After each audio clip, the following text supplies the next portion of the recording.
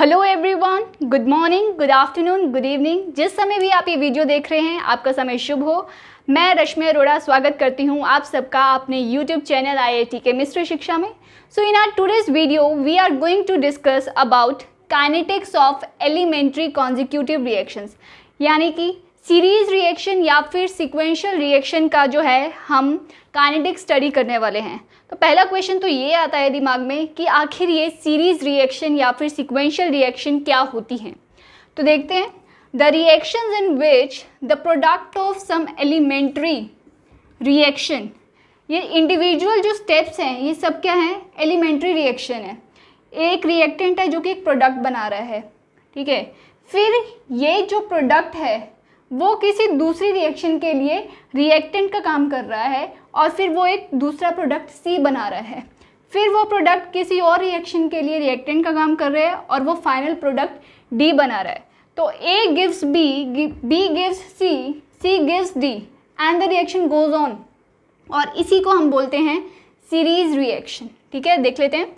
The reaction in which the product of some elementary reaction act as a reactant for some other elementary reaction, कि एक elementary reaction का जो product है वो दूसरी elementary reaction के लिए रिएक्टेंट का काम करता है, और इसी रिएक्शन को हम क्या बोलते हैं, कॉन्जिक्यूटिव रिएक्शन या फिर सीरीज रिएक्शन या फिर सिक्वेंशियल रिएक्शन। तो आपके पास ये रिएक्शन है, A gives B gives C gives D। तो हम कंसिडर करते हैं कि एक series reaction A gives B gives C, fine। at time t is equals to 0, let's say हमारे पास A कितना था, 100 था। अभी तो रिएक्शन शुरू ही नहीं हुई तो B तो फॉर्म ही नहीं हुआ होगा, ठीक है। तो वो कितना हो गया, 0, उसकी कॉन्सेंट्रेशन 0 होगी और C की भी कॉन्सेंट्रेशन 0 हो गई, ठीक है। अब कुछ time, just suppose time is equals to 1 second, एक टाइम पास ऑन हुआ, तो जस्ट सपोज 99 जो है A की कॉन्सेंट्रेशन रह गई और 1 जो है 1 मॉलिक्यूल B का प्रोड्यूस हुआ, उस टाइम C कितना होगा, 0 होगा। And it can go on like this.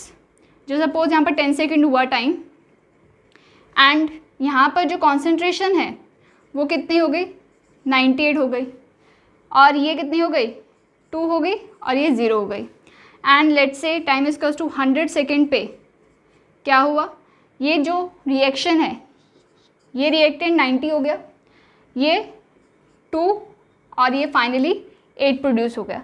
या फिर हम ये कह सकते हैं time is equals to 100 second पे ये भी पॉसिबिलिटी है कि ये 90 हो गया हो और ये 8 हो गया हो और ये 2 प्रोड्यूस हुआ हो।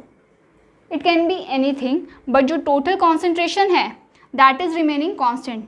99 plus 1 100, 98 plus 2 100, 90 plus 2 plus 8 100, 90 plus 8 plus 2 100। तो total concentration is remaining constant, fine.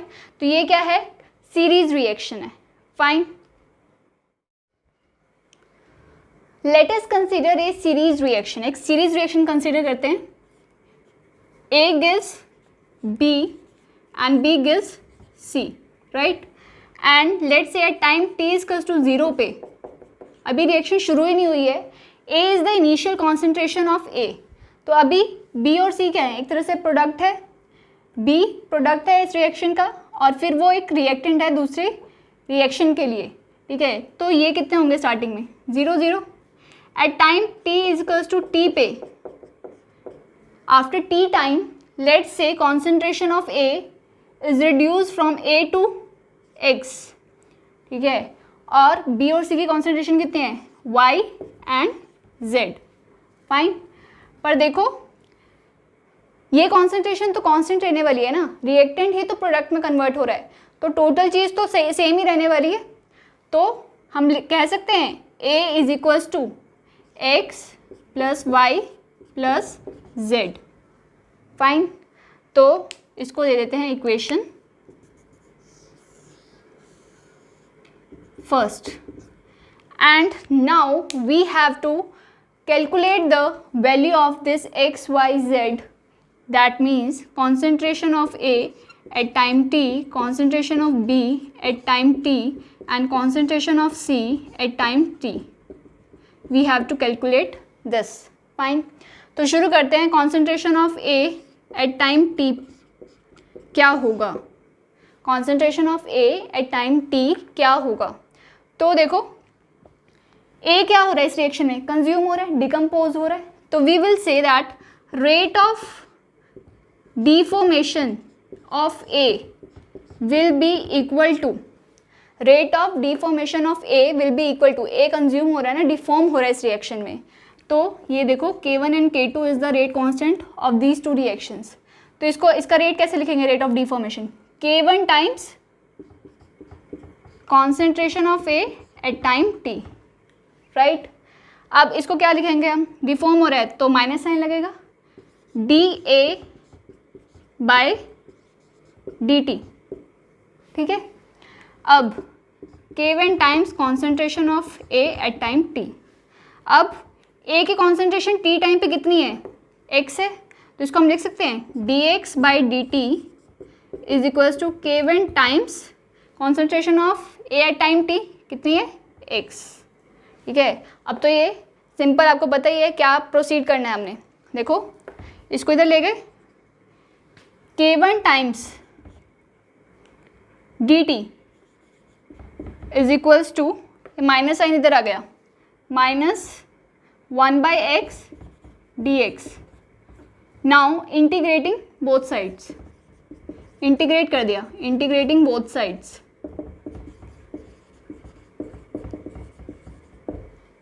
तो देखो इंटीग्रेशन करेंगे हम इसका, टाइम स्टार्टिंग कितना था 0 और फाइनल कितना था t, is equals to minus 1/x dx। ये इनिशियल कॉन्सेंट्रेशन कितनी थी a और फाइनल कॉन्सेंट्रेशन कितनी है x, राइट। तो इसका इंटीग्रेशन क्या होगा, K1 times t 0 to t और माइनस 1/x का इंटीग्रेशन कितना होगा ln x, और लिमिट्स पुट करें तो a to x, तो K1 times upper limit minus lower limit K1 t is equals to minus ln x minus ln a, right. K1 t is equals to minus minus plus हो गया ln a minus ln x, तो K1 t is equals to ln a by x, या फिर हम ये लिख सकते हैं K1 t is equals to ln a क्या है, इनिशियल कॉन्सेंट्रेशन ऑफ a, और x क्या है, final concentration of a at time t। तो ये बन गई हमारी equation, K1 t is equals to ln concentration of a at 0 time and concentration of a at t time, ठीक है। अब taking e raise to the power of this, तो हम इसको लिख सकते हैं e raise to the power K1 t और e raise to power ln x का, e raise to power ln x क्या होता है, e raise to power ln x will be x, तो ये बन जाएगा a nought by A T, तो a t क्या बन जाएगा, ठीक है, ये इधर आ जाएगा 1 by E raise to power K1 t a nought, ठीक है। तो हम क्या लिख सकते हैं, concentration of a at time t will be equal to a note E raise to the power, ऊपर आ गई पावर माइनस K1 t, ये आ गई हमारी concentration of a at time t, ये आपको ध्यान रखनी है। Concentration of a at time t will be equal to initial concentration e raised to power minus K1 t. Is that clear to you? So now let us calculate the concentration of B at time t, कि B की कितनी concentration है eight time t पे, वो हम calculate करते हैं। तो अगर आप ध्यान से देखो तो B जो है वो डिफॉर्म भी हो रहा है इस रिएक्शन में, B to C में कंज्यूम भी हो रहा है, बट A to B में वो प्रोड्यूस भी हो रहा है। सो हम क्या कह सकते हैं, net rate of formation of B किसके इक्वल होगा, rate of formation of B minus rate of deformation of B, ठीक है, ऐसे निकलेगा।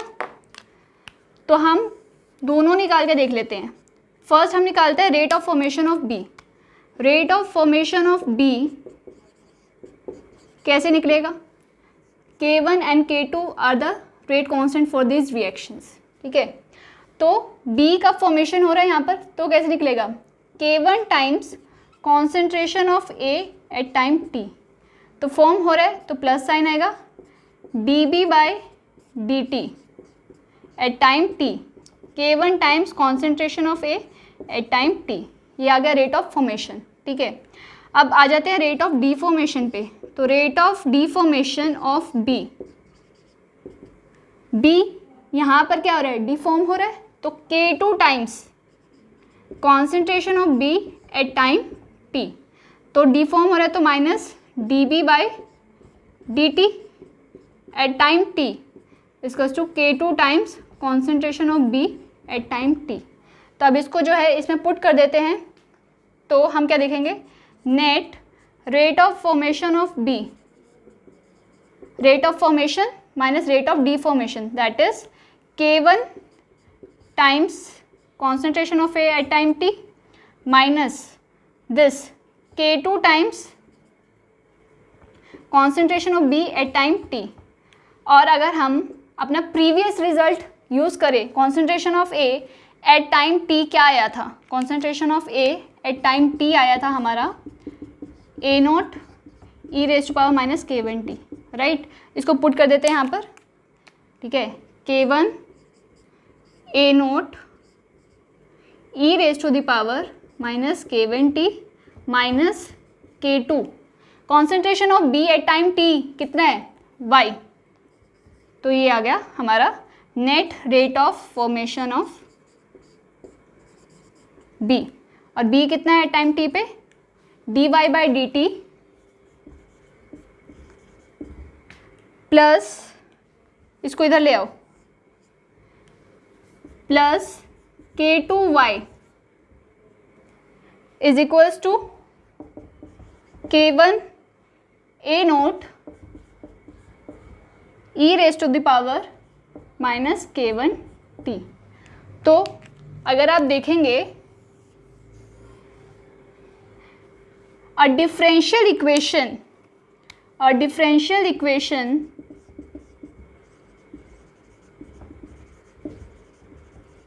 of the type, एक differential equation of the type dy by dt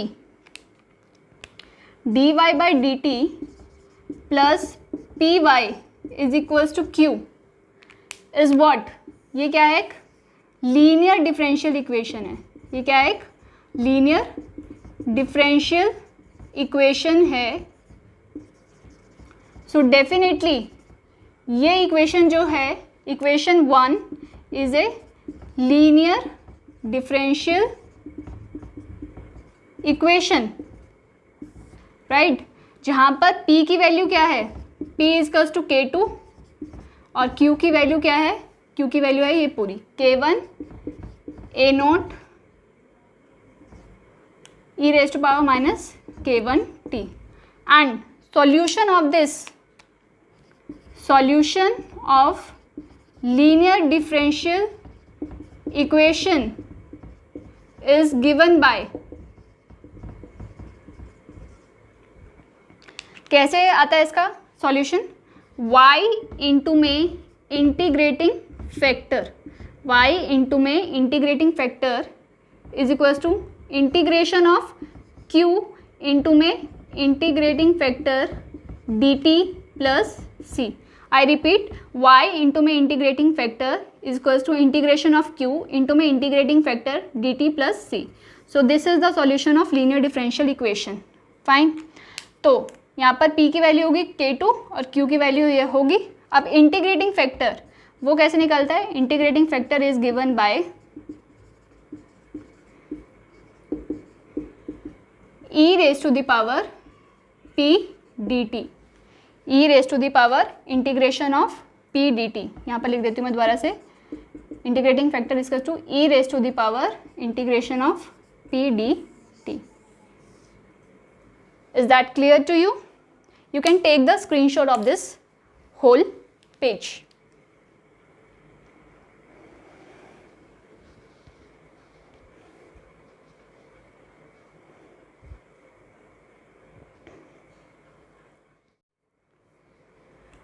now solution of the linear differential equation is given by y into my integrating factor is equals to integration of q into my integrating factor dt plus c. और integrating factor कैसे निकलता है? integrating factor is given by e raised to the power integration of p dt, और p की value है हमारे पास k2 और q की वैल्यू है k1 a naught e raised to the power minus k1t. now we have to simply solve this solution. ठीक है, solution को हमने सॉल्व करना है. तो y इंटू में integrating factor e raise to the power p dt. ठीक है, p क्या है यहाँ पर? k2 dt, तो e raise to the power k2 into में t. ठीक है, ये आ गया हमारा integrating factor e raise to the power k2 into में t is equals to integration of q k1 a naught e raise to the power minus k1t. ठीक है, इंटू में इंटीग्रेटिंग फैक्टर वो कितना है? E raise to the power k2 into में t plus c. ठीक है, अब इसको हम ऐसे लिख सकते हैं, e raise to the power k2 into में t, k1 a नोट बाहर आ गया, integration of e raise to the power. ठीक है, यहाँ पर क्या आ जाएगा? k2 माइनस k1 इंटू में t प्लस c. अब e raise to the power at का इंटीग्रेशन क्या होता है? e raise to the power at divided by a. तो सेम यहाँ पर अप्लाई करेंगे, y e raise to power k2t is equals to k1 a naught. इसका इंटीग्रेशन क्या हो जाएगा? e raise to the power k2 minus k1 t divided by k2 minus k1 plus c. ठीक है, अब इसको ऐसे लिख सकते हैं, y इंटू में k2 t k2 minus k1 a naught और e raise to the power k2 minus k1 into में t प्लस c. अब हमें c की वैल्यू निकालनी है. तो at time t equals to 0 पे y की वैल्यू कितनी होगी? 0 होगी. अब इसको पुट करते हैं, यहाँ पर टाइम इक्वल्स टू 0 है तो y की वैल्यू 0 है, तो ये पूरी टर्म तो क्या हो जाएगी? टाइम की वैल्यू यहाँ पर 0 पुट करी तो ये पूरी टर्म क्या हो जाएगी? 0 हो जाएगी. ठीक है, लाइकवाइज अगर हम यहाँ पर टाइम की वैल्यू 0 पुट कर देंगे तो ये पूरी टर्म, ठीक है, ये टर्म क्या हो जाएगी? 0. और ई रेज टू द पावर 0 क्या होता है? E raise to the power 0 होता है 1. ठीक है, तो ये क्या बनेगा? 0 is equals to k1 upon k2 minus k1 a naught, और ये बन गया 1 प्लस c. तो हमारे पास c की वैल्यू कितनी आ गई? Minus k1 upon k2 minus k1 a naught. ये आ गई हमारी c की वैल्यू. राइट, अब इसको हम जो है यहाँ पर पुट कर देंगे, y e raise to the power k2t is equals to k1 upon k2 minus k1 a naught, और यहाँ पर क्या था? e raise to the power k2 minus k1 t, और c की वैल्यू क्या थी? Minus k1 k2 minus k1 a naught. अब यहाँ से अगर आप देखो तो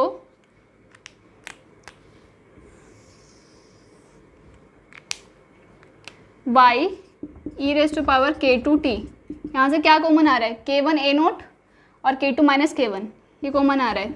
k1 k2 minus k1 a naught, ये कॉमन आ गया. तो हमारे पास अंदर क्या बचा? e raise to the power k2 minus k1 t minus 1. ठीक है, अब डिवाइडिंग बाय के e raise to the power k2t, divide the whole term by e raise to the power k2t. तो यहाँ से k2t चला जाएगा, y आ जाएगा, और यहाँ पर जब हम डिवाइड करेंगे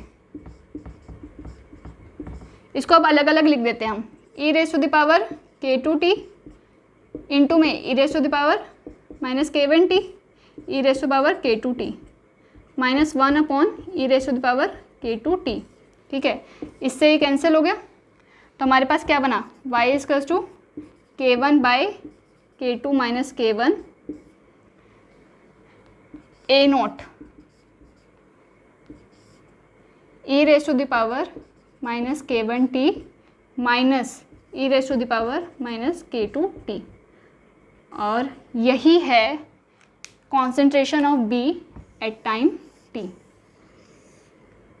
this is the concentration of B at time t। इसको आपने याद रखना है, ठीक है। k1 upon k2 minus k1 a naught e raise to power minus k1t minus e raise to power minus k2t, ठीक है। आप इसका स्क्रीनशॉट ले सकते हो।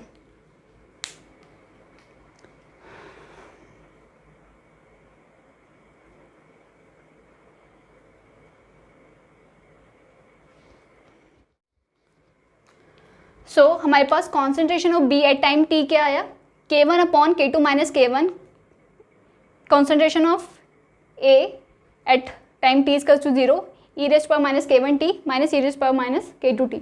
इसको रिमेंबर करने का शॉर्टकट क्या है, ऐसे रन करो 1 अपॉन 2 minus 1 a note E raise power minus k1t minus some similar term, fine. अब हमारे पास काम रह गया है concentration of C at time t निकालने का, राइट। और अगर आपको स्टार्टिंग रिएक्शन याद हो तो हमारे पास ये था a is equals to x plus y plus z, right. तो हमने z निकालना है, तो z क्या हो जाएगा, a minus x minus y, ठीक है। z क्या है, concentration of C at time t, तो z हो गया a माइनस एक्स क्या आया था, a note E raise power minus k1t, a naught क्या है a, ठीक है, स्टार्टिंग कॉन्सेंट्रेशन है ना, तो a e raise power minus k1t minus y कितना आया, ये है ना y, k1 upon k2 minus k1 a e raise to the power minus k1t minus e raise to the power k2t, right. अब यहाँ से जो है a कॉमन आ जाएगा, a कॉमन ले लो, 1 minus e raise to power minus k1t minus k1 upon k2 minus k1, a common आ गया यहाँ से बाहर, तो e raise to the power minus k1t minus e raise to the power minus k2t, right.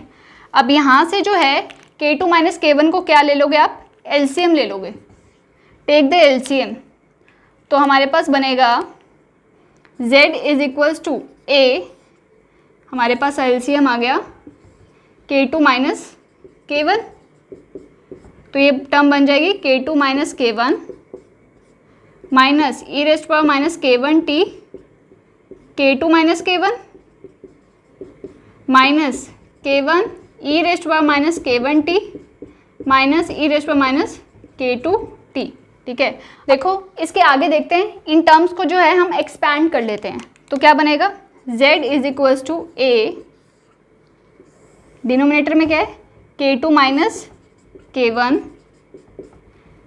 k2 minus k1 e raise power k2 है ना यहाँ पर, k2 e raise power minus k1t minus minus क्या हो गया plus k1 e raise power minus k1t, यहाँ पर भी क्या हो गया minus k1 e raise power minus k1t, और ये क्या हो गया minus minus plus k1 e raise power minus k2t। अब जो कैंसिल हो रहा है इसको कैंसिल कर दो, तो आप देखोगे यहाँ पर ये प्लस और माइनस की टर्म सेम है, तो ये कैंसिल हो जाएगी।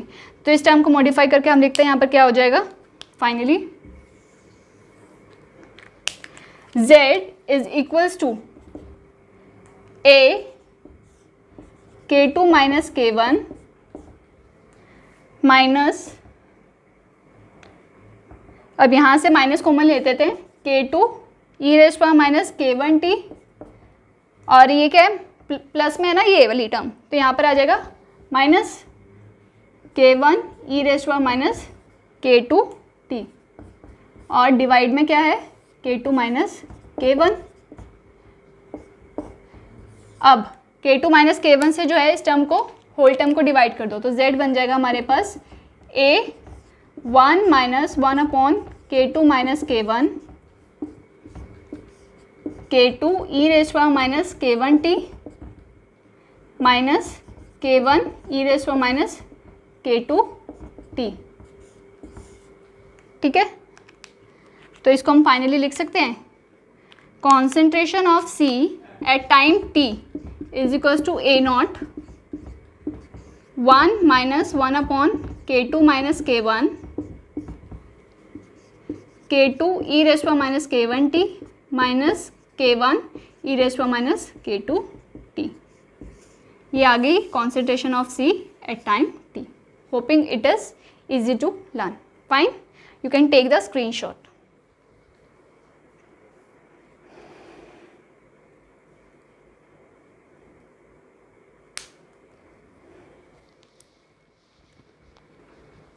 तो अब आ जाते हैं हम आज के लेक्चर की समरी पे, दैट इज़ काम की बात या फिर मुद्दे की बात। देखो, नेट का पेपर अगर आपको क्रैक करना है तो कुछ रिजल्ट्स जो हैं एट द एंड आपको रिमेंबर करने पड़ेंगे, क्योंकि सारी कैलकुलेशंस तो आप याद नहीं रख पाओगे। तो आपको एट द एंड ये रिजल्ट्स याद रखने हैं। तो ये रिजल्ट्स फटाफट से रिवाइज करते हैं। तो फर्स्ट क्या था, देखो ये क्या series reaction, A gives B, B gives C, K1 and K2 is the rate constant of this elementary reaction. At time t equals to 0 पे A की कॉन्सेंट्रेशन क्या थी, A, तब B और C फॉर्म नहीं हुए थे तो उनकी कॉन्सेंट्रेशन कितनी होगी, 0। और at time t equals to t पे A की कॉन्सेंट्रेशन रिड्यूस होगी, कितनी होगी, x, और y और z is the concentration of B and C at time t। Fine, ठीक है। अब हमें पता है कि जो इनिशियल कॉन्सेंट्रेशन है और फाइनल कॉन्सेंट्रेशन ये टोटल मिला के तो सेम ही रहेगी ना। तो A is equals to x plus y plus z, right.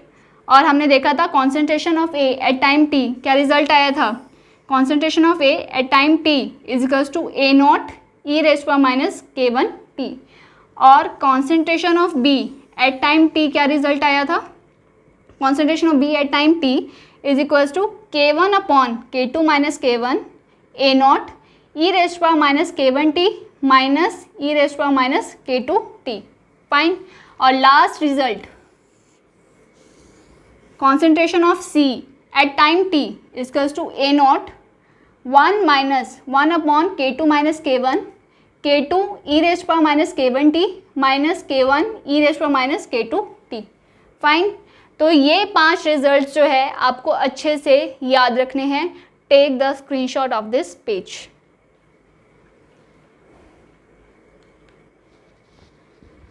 Fine. So this was about today's lecture. In our coming lecture, we will discuss the graphical representation of all these concentrations, जो कि बहुत बहुत important है. So for next lecture, stay tuned with IIT Chemistry शिक्षा and share it as maximum, क्योंकि पढ़ेंगे हम सब तो बढ़ेगा इंडिया। धन्यवाद।